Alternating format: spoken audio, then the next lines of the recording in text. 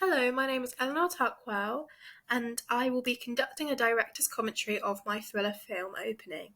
I'll be analysing the pre-production, production, and post-production stages, and analysing how it overall affected our film. I'll be showing you my media site where my media products are laid and all my research is placed on. So my thriller film, Watch House, consists of 6 group members, including Harrison Porch, Imogen Davies, Jessica Stanley, Tilly Hardwell, Olivia Wilshire, and myself, Eleanor Tuckwell. We each delegated and took the responsibility for each role to make our thriller film. This included, on one filming day, I took the role of director, and the other filming day, I was the camera operator.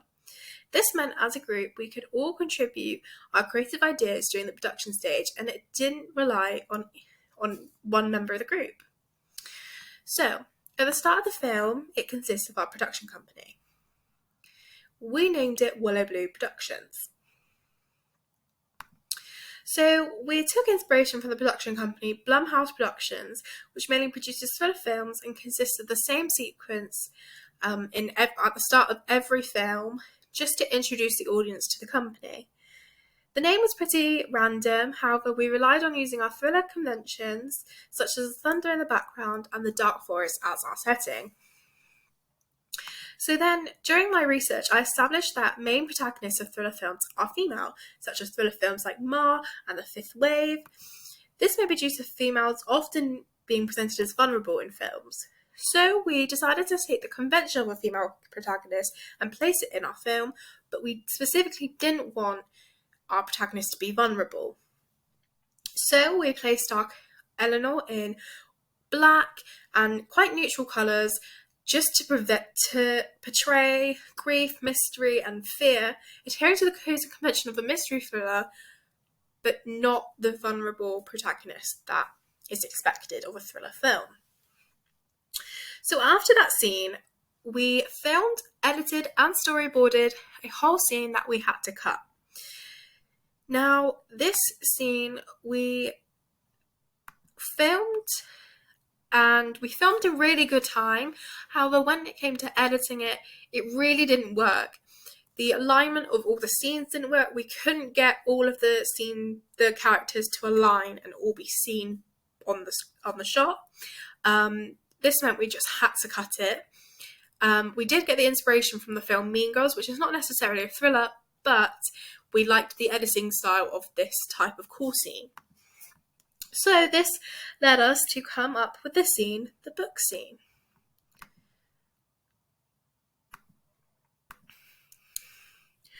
So this scene allowed us to create suspense and mystery and allowed the audience to see the relationships of the characters and the protagonists together.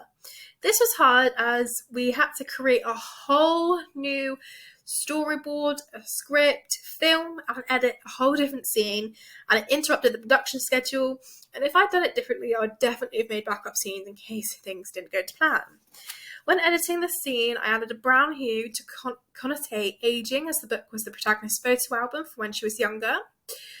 I also had a kind volunteer to help us when filming this scene, as they drew red circles around the protagonist's faces and the other characters, and we used a red pen to connotate danger and anger.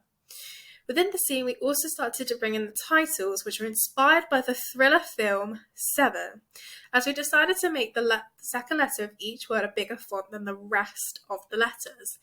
This then connotated the mystery thriller, and it really adhered to that convention, and that's what we wanted to. So in the next scene, we adopted the conventional use of a series of establishing shots. We used shots of the Watch House Hill, therefore the name of the film correlates to where the film is set. However, we didn't gain as many thriller-adhering establishing shots as we wanted to due to weather. We wanted dark clouds and rainy days, but we had sunny weather, which was a positive because we got to film without damaging any equipment. But we didn't get the exact shots we wanted, therefore we used some stock footage, which luckily it worked really well for us, and it worked well in the scene. So, for the project, we needed to use various resources, including cameras, computers, with editing software, costume and props.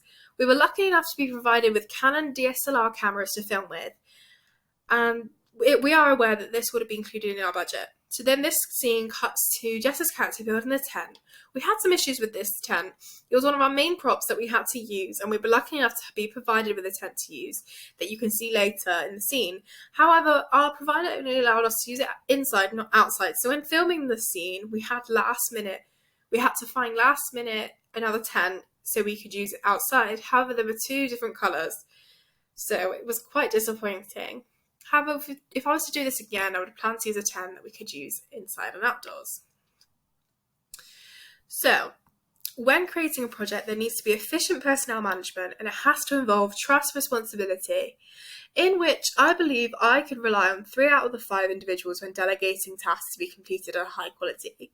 I personally believe that I completed tasks that are high quality, such as the script and the storyboard. However, when others were asked to complete a task, I often found myself completing work that they had started and not completed, such as costumes and the character profiles. Additionally, I also had to deal with an absence nearly every session of filming. However, in our favour, one of the absences we knew in advance, letting us able to move around when we film scenes. However, other absences were uncontrolled and unavoidable. Therefore, in this scene, we had to cut an individual out of the scene. I believe we handled our crisis really well, but in future I would like to have backup plans for absences. So I would also have loved to delegate other roles to individuals that had a lack of commitment and involvement for the film, and I would also have tried to communicate with the individuals and explain the impacts that they are making on the film. Additionally, we also had issues with the floor that we were filming on in this scene. So this scene here, we see in the unseen bits of our film, and our tripod was on an unstable piece of land, and it ended up falling to the floor. Now, we are aware that this could have affected our budget and if we filmed even further that day, and it also did really scare us as well because it was an expensive piece of equipment that we were provided and we did not have to pay for. In the next scene, we then suffered from another absence.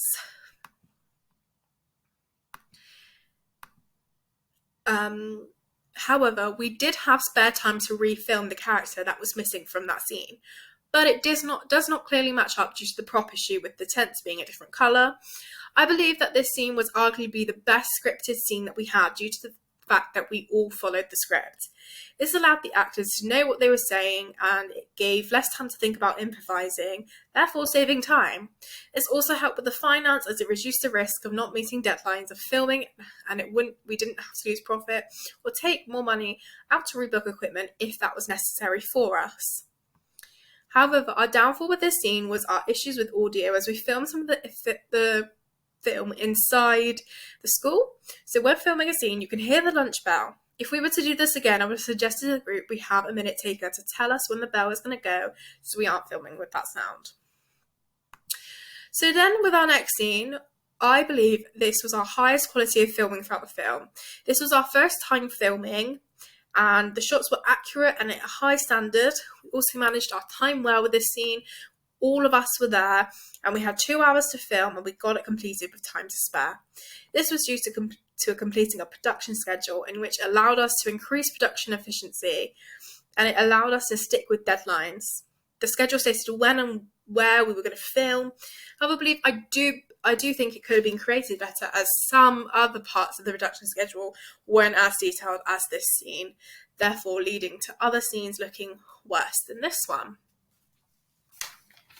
So then, as we move on to our next scene, we had to refilm the last scene again due to absence, but we couldn't refilm certain clips. We had to refilm the whole scene, which ate into our editing time, which was a real negative for us.